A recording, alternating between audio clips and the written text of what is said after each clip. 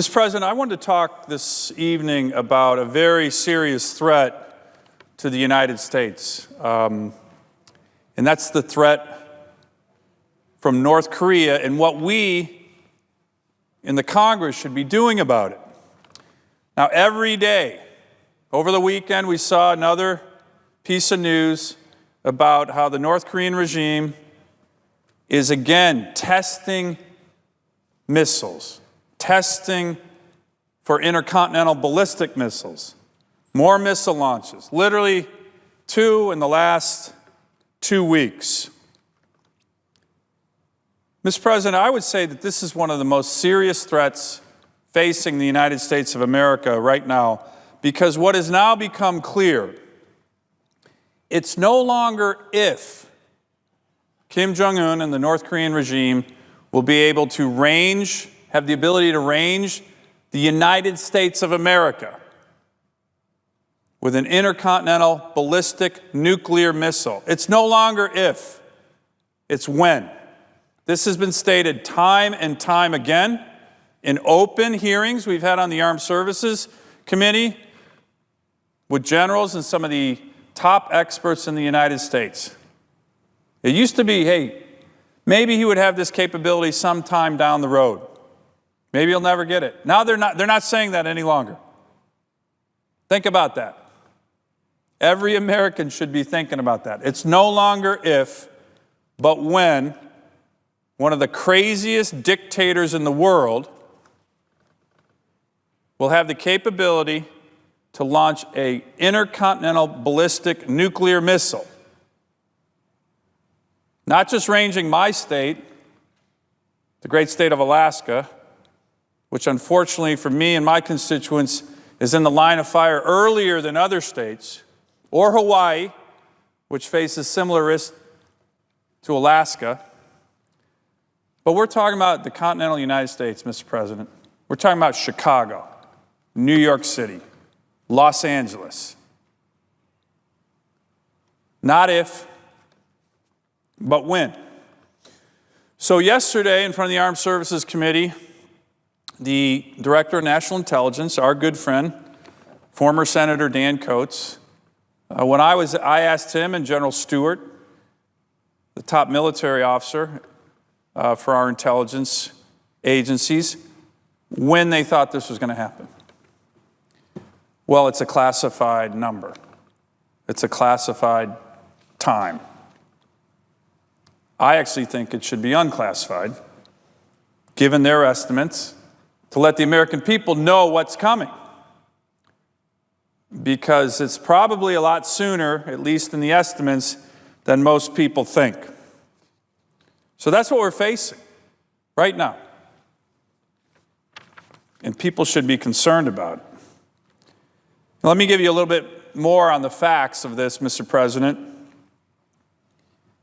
Kim Jong-un, the leader of North Korea, the dictator of North Korea, the unstable dictator of North Korea, has publicly stated it is his goal to develop a nuclear-capable intercontinental ballistic missile that can strike the continental United States. Now, let's just be clear. This is a man who starves his own citizens, sentences them by the tens of thousands to inhumane labor camps, and just a month ago, allegedly assassinated his half-brother in a Malaysian airport with poison to kill him. In fact, since assuming power just 5 years ago, as my next chart shows, Kim Jong-un has conducted more missile tests and twice as many nuclear tests as both his father and grandfather did in their 60 years of ruling over North Korea. Look at these numbers. That's the Kim Jong-un regime. Kim Jong-il, Kim Il-sung. So he is focused on this more than his father and grandfather were. And as I mentioned, Mr. President, it seems almost daily that there's another one of these missile tests or even nuclear tests. Now, one of the things you see in the press sometimes is, well, some of these missile tests are failing. And there have been failures, and there have been notable successes, such as the country's first intermediate-range ballistic missile, its first submarine-launched ballistic missile, its first solid fuel-launched missile, and its ability to put satellites in space. This is actual progress. This is significant progress. On the nuclear side, the country's fifth test and Kim Jong-un's third had an estimated yield in terms of its power of 15 to 20 kilotons, approximately the size of the nuclear bomb dropped on Hiroshima.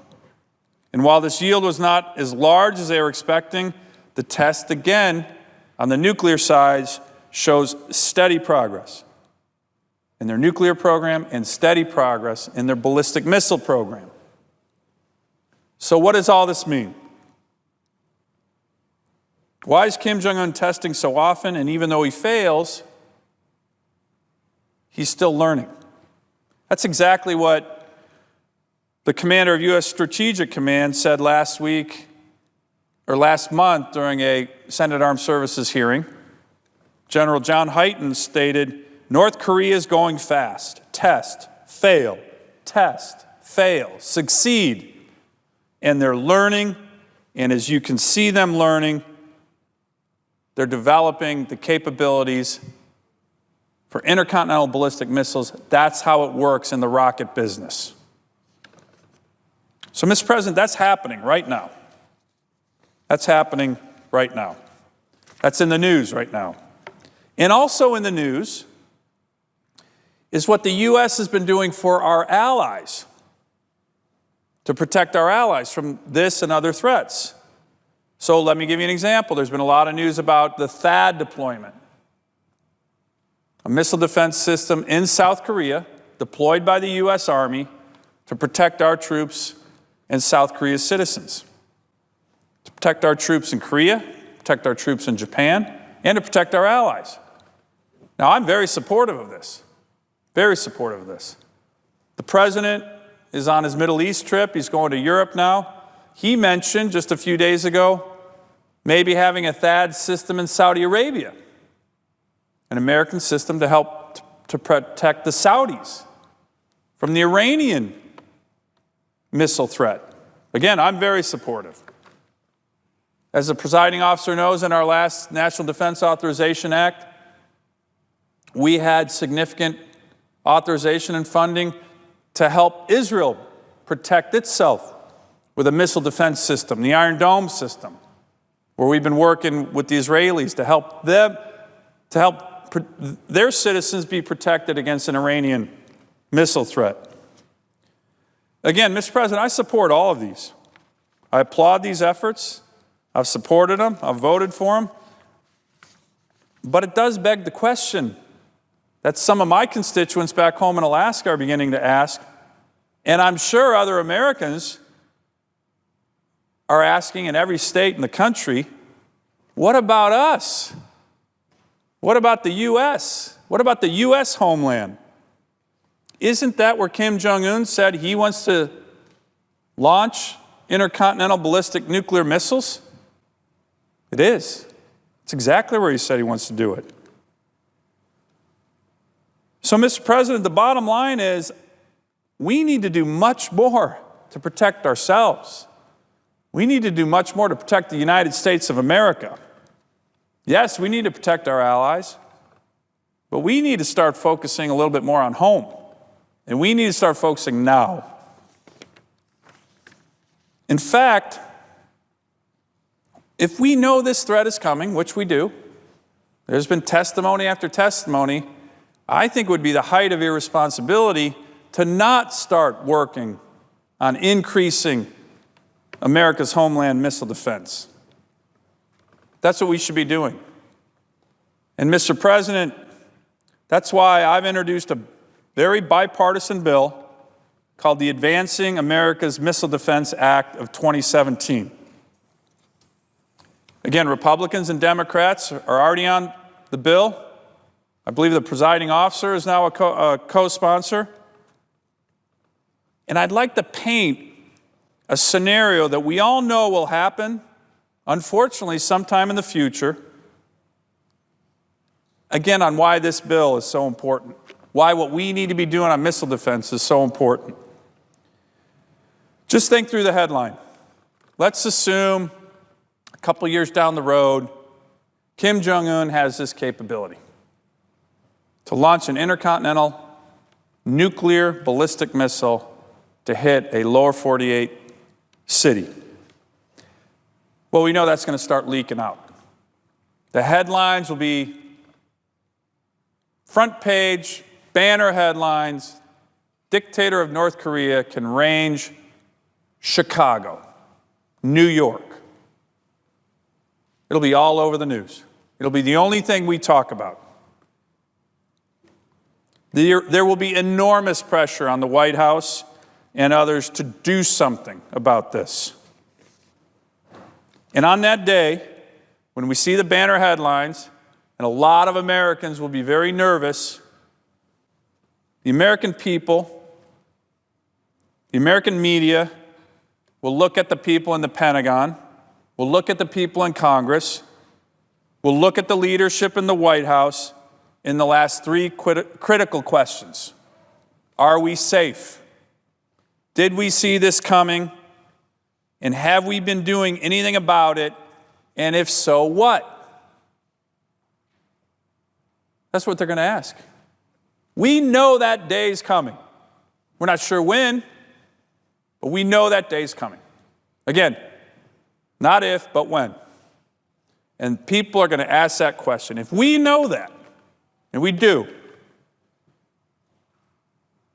we need to be able to say to all three of those questions, whether it's the Secretary of Defense, whether it's the President of the United States, whether it's all of us here, Democrats and Republicans in the Senate, we need to be able to answer the American people and say, yes, we are safe.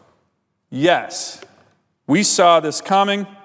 And yes, we have the world's most robust, technologically advanced, capable missile defense system that will, with near certainty, shoot down any North Korean missile launched at the United States and give our president and the Congress the strategic time and space to make potentially world-altering decisions. We know this is coming. And I think we should be doing everything we can in our power to focus on it.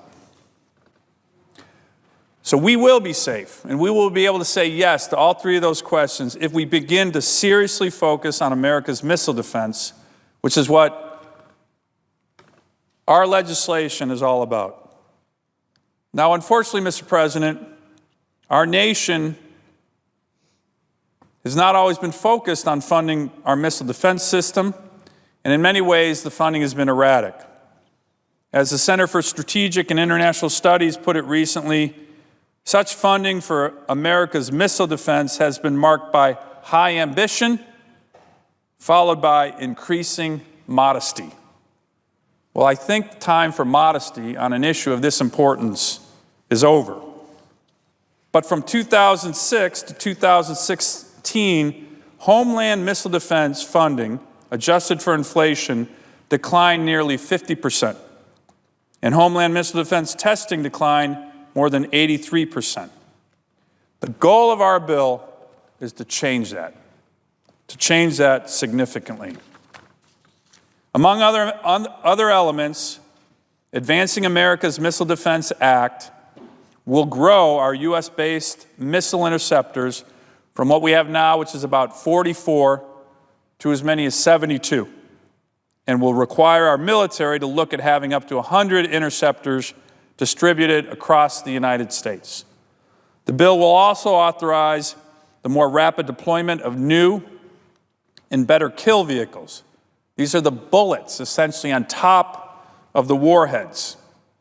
And it will enable a layer of space-based sensors and radars to track missile threats from launch to intercept, a technological advancement that would improve all missile systems to make sure we had a layered missile defense, whether it's THAAD in Asia, Aegis ashore and on ships, or our missile defense system here at home.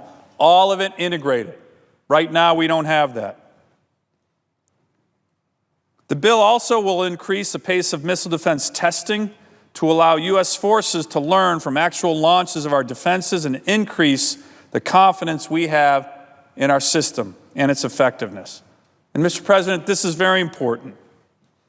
The Department of Defense needs to change the culture around missile defense.